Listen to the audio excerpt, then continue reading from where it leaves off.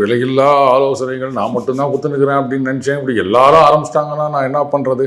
அது இன்னைக்கு நேத்து இல்லைங்க, சும்மா சொல்லக்கூடாது. அண்ணன் திருமாவர்களை பொறுத்த வரைக்கும் ரொம்ப நாளா அவருக்கு இந்த சாஃப்ட் கார்னர்னு சொல்லுவாங்கல்ல, அந்த மாதிரி அதிமுக மேல ஒரு சாஃப்ட் கார்னர் இருக்குது போல இருக்குது. ஆனா இந்த சாஃப்ட் கார்னர் ரொம்ப அதிகமாயிடுச்சு அப்படின்னா கூட்டணியில கார்னர் பண்ணிடுவாங்க. அதுக்கு என்ன பண்றது அப்படின்னு தெரியல.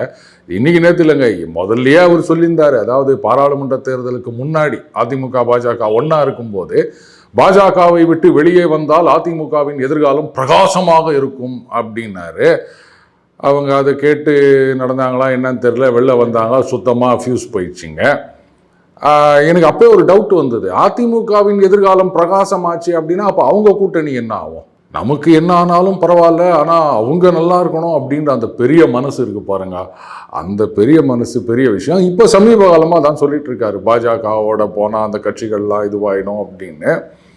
என்ன கேட்டால் இப்போ அதிமுகவில் இருக்க யாராவது ஒரு தலைவர், எடப்பாடியார் வேணாம், வேற யாராவது, சரிங்க நீங்கள் பாஜகவோட இருந்தால் கட்சி அழிஞ்சிரும் அப்படின்னு சொல்றீங்கல்ல, ரைட்டு, அப்போ எங்களுக்கு கூட்டணி வேணும், நீங்கள் வரீங்களா?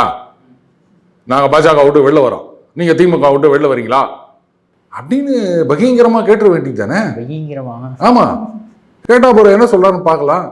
இதுக்கு மேல ஒருத்தர் இவ்வளோ விலை வரியா சொல்ல முடியுமா?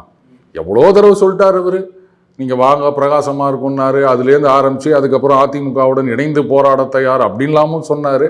இவங்க தான் அதை சரியா யூட்டிலைஸ் பண்ணிக்கல. இப்போ அட்வைஸ் குத்துனுக்கிறாரு. அப்போ இந்த மாதிரி அறிவுரைகள் நிறைய கொடுக்கும்போது அவங்கள கூட சேர்த்து வச்சுக்கிறது தானே ஒரு நல்ல கலாச்சாரம்.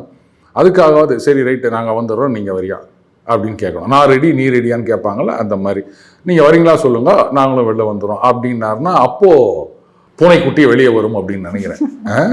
ஆமாம்.